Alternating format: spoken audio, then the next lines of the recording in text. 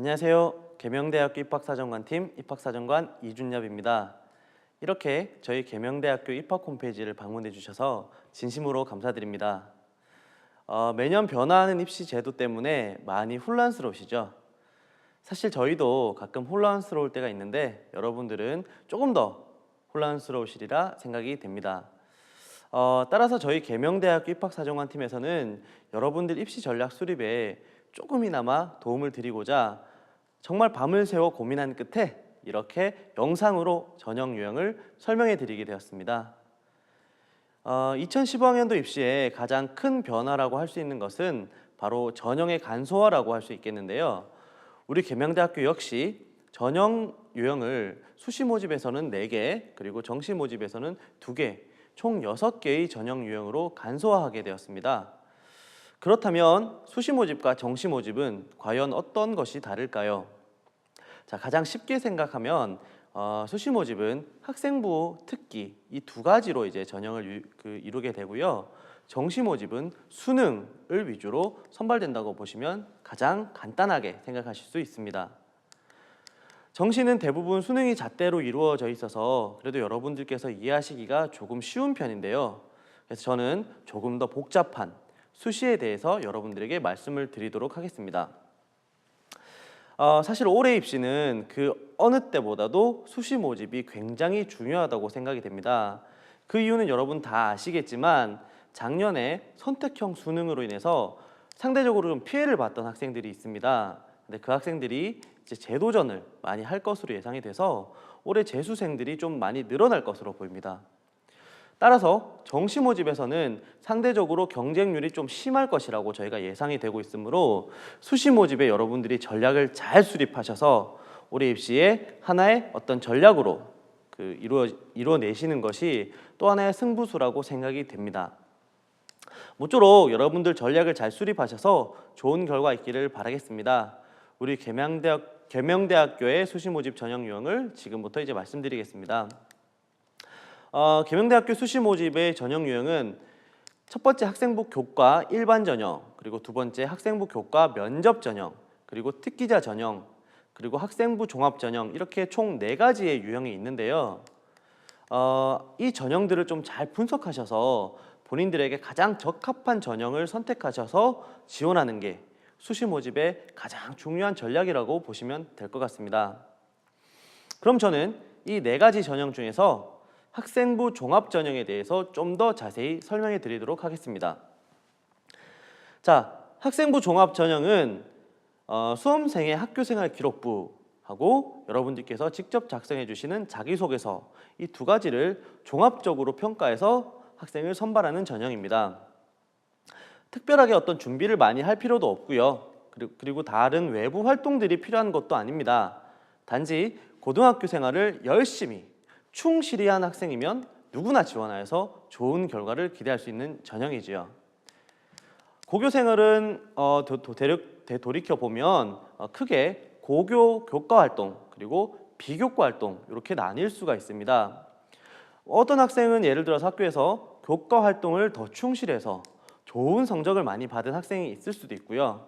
또 어떤 학생은 교과 활동보다는 나는 비교과 활동을 더 충실히 열심히 해서 성적보다는 동아리 활동, 무슨 봉사 활동, 진로 활동 등 여러 활동들을 많이 한 학생이 있을 수가 있습니다. 사실 이제까지의 대부분의 입학 전형이 교과 활동에 충실한 학생만을 선발했다면 학생부 종합 전형은 교과 활동뿐만 아니라 비교과 활동까지 모두 충실한 말 그대로 고교 생활 전반에 걸쳐서 충실히 생활한 학생을 선발하겠다는 취지입니다. 따라서 학교 생활을 충실히 한 학생, 교과서뿐만 아니라 교과서 밖에 동아리 활동, 봉사활동, 친구 관계 등 모든 학교 생활에서 많은 것을 배우고 느낀 학생이면 누구나 지원하실 수 있고요.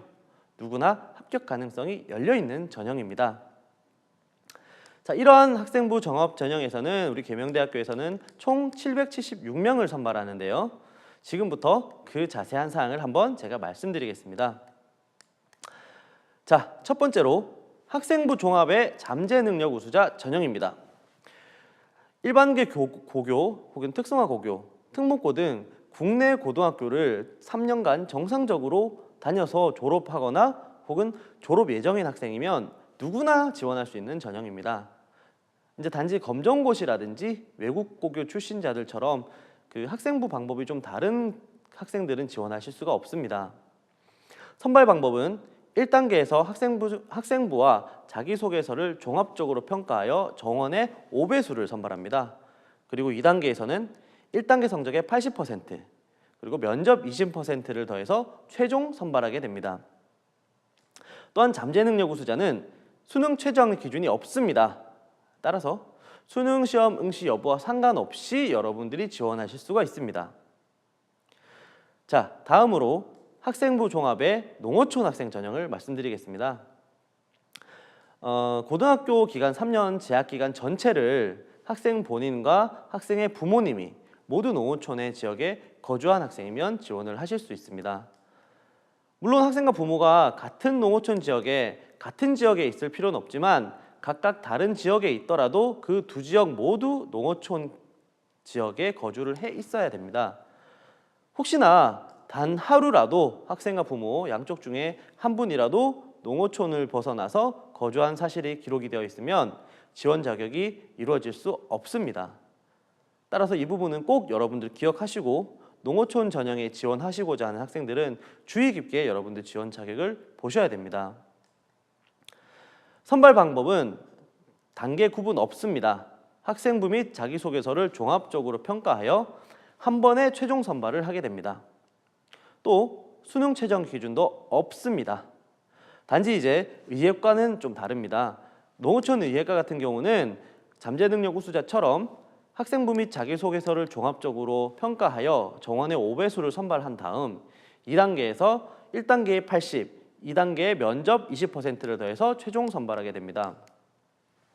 또한 농어촌 의예과는 학생부 종합 전형에서 유일하게 수능 최저 기준이 있는데요.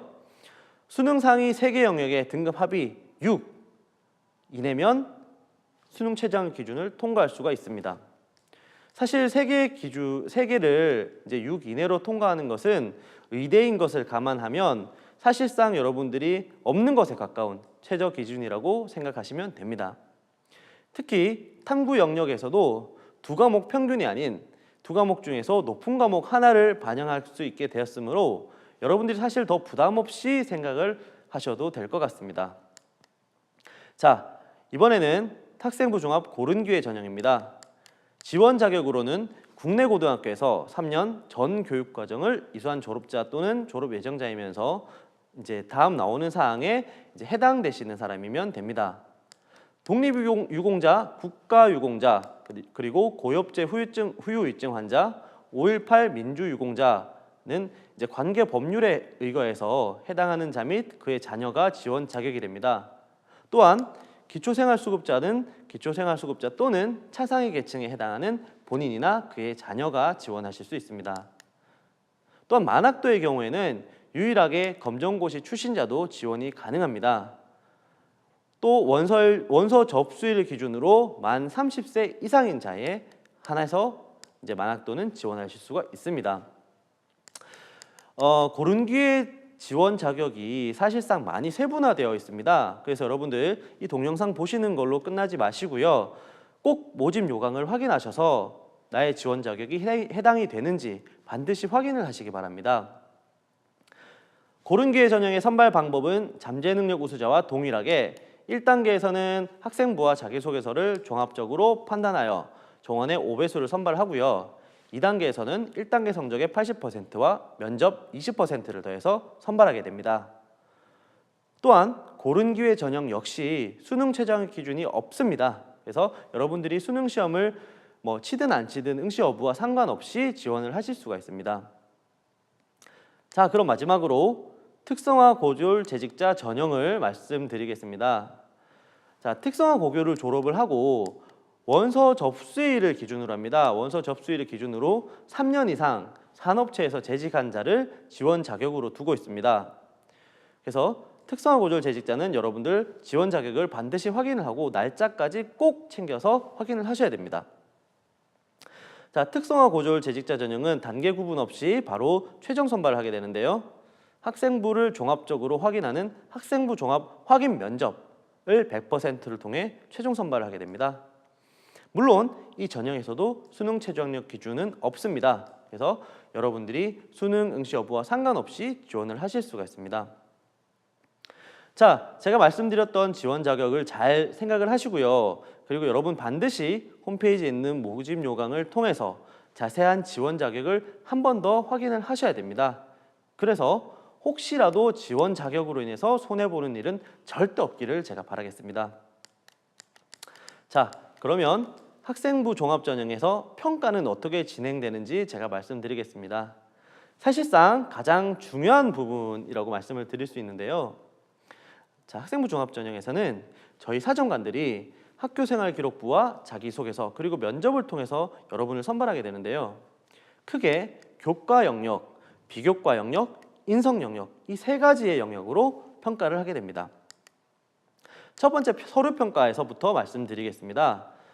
교과 영역에서는 학교생활기록부의 교과 성적, 그리고 수업 참여도, 지원 전공 관련한 활동, 그리고 성적 추이 등 교과 관련된 요소와 자기소개서의 1번 항목이죠. 그 항목을 중심으로 평가를 하게 됩니다.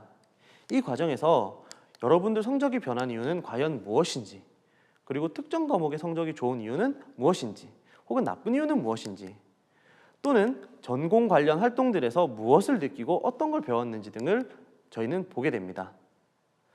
자, 다음 비교과 영역에서는 여러분들의 학교 생활 중에서 다양한 경험, 다양한 활동들에서 여러분들이 보고, 듣고, 느끼고, 배운 점을 저희가 판단하여 그 중에서 리더십 혹은 자기 주도성, 발전 가능성 등을 주로 평가하게 됩니다.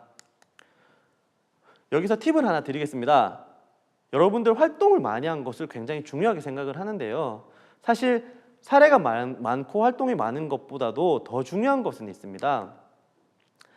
이게 뭐냐면 활동을 통해서 여러분들이 과연 어떤 점을 느끼고 무엇을 배워서 어떤 역량을 내가 갖췄는지가 더 큰 평가의 대상이 되기 때문입니다.